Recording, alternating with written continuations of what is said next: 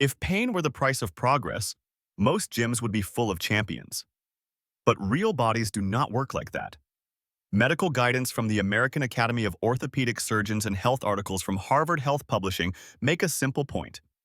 Exercise does not have to hurt to help, and sharp joint pain is a stop sign, not a shortcut. In this video, we will separate productive challenge from danger pain, learn why soreness is not a scorecard, and build a plan that is hard enough to work and kind enough to repeat. There is a bonus near the end with 3 weekly templates you can print and use tonight.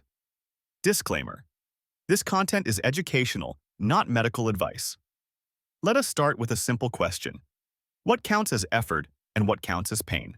Effort has a feel, a warm muscle burn, heavier breathing, and a tiredness that settles after rest. That pattern is described in resources from the American Academy of Orthopedic Surgeons and explained by Harvard Health Publishing. On the other hand, pain has a different voice. Sharp or stabbing, often inside a joint, sometimes with swelling, instability, numbness, or tingling. And those same sources treat it as a warning. Next day, soreness, the thing we call delayed onset muscle soreness or DOMS, usually peaks between 24 and 72 hours after a new or harder session. Harvard Health Publishing notes, it is common but not required for progress. If clear, down-to-earth science helps you train smarter, hit subscribe and the bell so you do not miss the next myth we unpack. A narrative review in the Journal of Strength and Conditioning Research explains that once you are adapted, muscles can grow with very little damage, so soreness is a poor way to judge success. That same journal points out that negative-focused sets often feel sore because of tissue strain. But when total work is equal, extra soreness does not guarantee extra growth.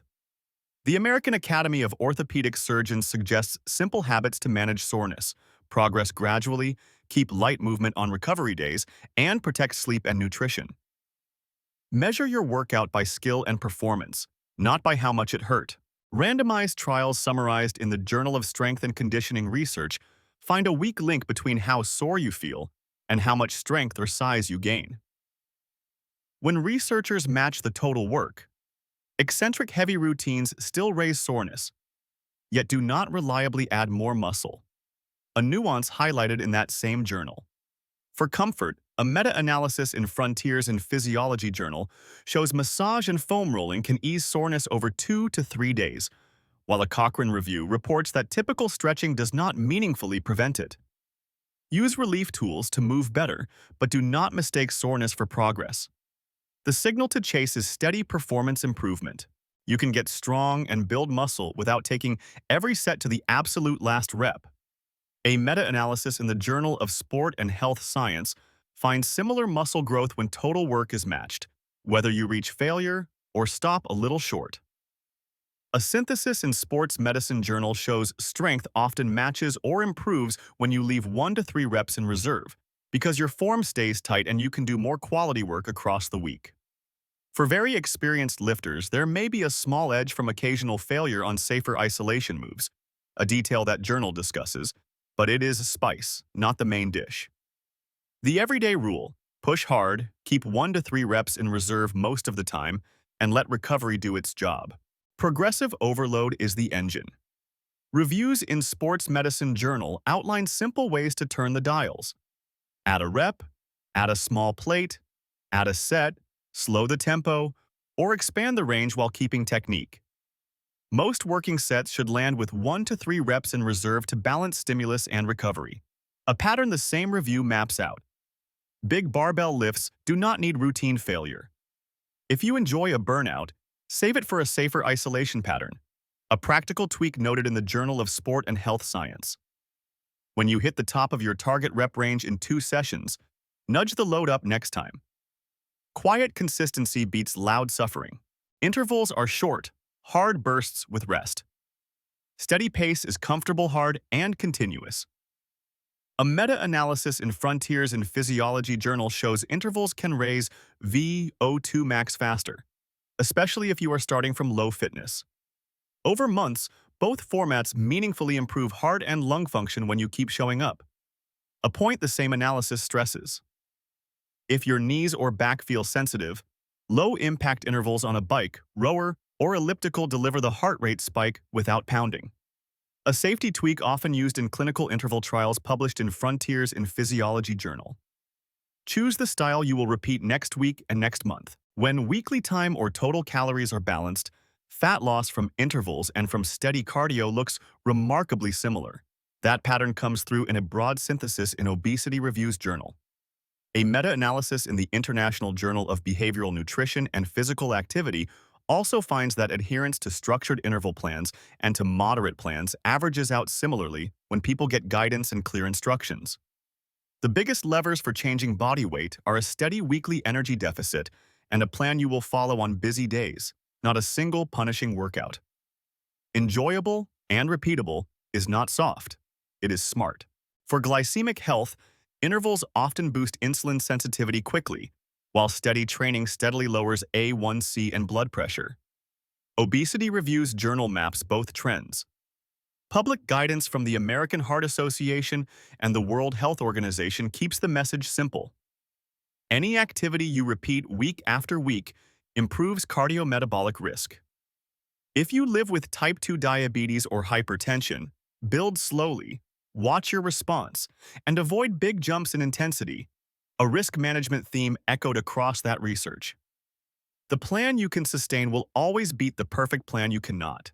A review in Sports Medicine Journal shows that even one hard set per exercise, done 2 to 3 times per week, can raise 1 repetition maximum in trained adults, though more sets usually add more gain. For beginners, small volumes deliver big early returns when the effort is real and technique is clean, a point the same review makes. A simple start: 6 to 12 controlled reps, 1 to 3 reps in reserve, 2 to 3 full body days per week. If guides like this help you cut through confusion, hit subscribe so you do not miss the printable templates in the bonus. The Physical Activity Guidelines for Americans set a strong baseline at roughly 150 minutes per week of moderate work or roughly 75 minutes per week of vigorous work. Large cohort studies in JAMA Network, Open Journal, and Lancet Public Health Journal link about 7,000 to 9,000 daily steps with lower mortality, with striking benefits just from moving above roughly 3,000 to 5,000 if you were very sedentary. Even weekend warrior patterns show benefits compared with doing nothing, a point those guidelines highlight. Translate this into action. Add 10-minute brisk walks after meals and turn waiting time into stepping time. Sports Medicine Journal gathers evidence on the acute to chronic workload ratio and shows that big spikes in weekly load line up with more soft tissue injuries. The American Academy of Orthopedic Surgeons recommends roughly 5 to 10% weekly increases, real warm-ups, clean technique, and planned recovery days. Use a quick checklist. Does form stay crisp? Does the next day feel like training, not trauma? And is your sleep keeping up? Protect tomorrow's session by training smart today. The British Journal of Sports Medicine describes how the nervous system can become sensitized and how fear of movement keeps people stuck. A review in Physical Therapy Journal shows that graded activity, where you work into tolerable sensations and progress slowly, improves function and reduces fear. For knee osteoarthritis and chronic low back pain, Arthritis Care and Research Journal frames exercise as medicine when tempo and load are managed. Use a traffic light. Green is mild pain that settles by the next day. Yellow is moderate, so hold steady. Red is sharp pain or swelling, so step back and modify. Sports Medicine. Open Journal recommends finishing most sets around RPE 8 to 9, which means 1 to 2 reps in reserve, so effort is high while form stays crisp. For cardio, the talk test is a helpful guide validated in Sports Medicine Open Journal. Full sentences means moderate, short phrases means vigorous. Heart rate zones based on heart rate reserve can add structure, but the core rule stays the same. When form breaks or a joint complains, ease the load and protect the next workout. If you enjoy numbers, velocity-based training gives a clean stop point. Sports Medicine. Open Journal describes ending a set when bar speed slows by roughly 20 to 25% to capture a strong strength stimulus with less fatigue. Allowing larger slowdowns builds more fatigue and sometimes a bit more hypertrophy, but recovery costs rise, as that journal reports. Pair this with a readiness check. If warm-up sets feel heavy and slow, Scale down. If they feel snappy, nudge the load up. Let performance, not pride, set the weight. Behavior research keeps circling the same truth. The plan you like is the plan you keep. The International Journal of Behavioral Nutrition and Physical Activity links enjoyment and feeling capable with better adherence and outcomes. PLOS. One journal adds that many people rate well-designed intervals as equally enjoyable or more enjoyable than steady sessions, especially when they can self-pace. Stack the deck. Use music, a friend, a class, or a sport you already enjoy. When the workout feels rewarding, tomorrow's session is much more likely to happen. Older adults gain real strength and endurance with sensible progress. The Physical Activity Guidelines for Americans and statements from the American College of Sports Medicine recommend roughly 150 minutes per week of moderate aerobic work plus 2 strength days that cover major muscle groups. During pregnancy and after birth, the American College of Obstetricians and Gynecologists supports moderate activity and gradual rebuilding of pelvic floor and core with professional guidance. For people with obesity, type 2 diabetes, or hypertension, Obesity Reviews journal and national guidelines favor low-impact starts like cycling or swimming, plus progressive resistance training with careful monitoring. Patience beats punishment. On failure training, some studies in trained lifters show a tiny edge for failure, while meta-analyses in Sports Medicine Journal and the Journal of Sport and Health Science see no extra benefit when volume is matched. On intervals versus steady cardio, Frontiers in Physiology Journal finds faster early gains in VO₂max with intervals, while Obesity Reviews Journal sees similar fat loss when weekly work is balanced. On recovery, Frontiers in Physiology Journal reports that massage and foam rolling ease soreness, while a Cochrane review finds stretching does not prevent it. Differences often come from study length, how volume was matched, adherence, and what was measured. The signal remains. Smart challenge over needless suffering. Beginner plan. 3 full-body sessions per week, 2 to 3 sets per exercise with 1 to 3 reps in reserve, plus 3 brisk walks of 20 to 30 minutes. That matches guidance in Sports Medicine Journal and the Physical Activity Guidelines for Americans. Busy adult plan. 2 full body lifts, and 2 short interval sessions of 10 to 20 minutes on a bike or rower. Frontiers in Physiology Journal shows brief intervals can meaningfully raise VO₂max.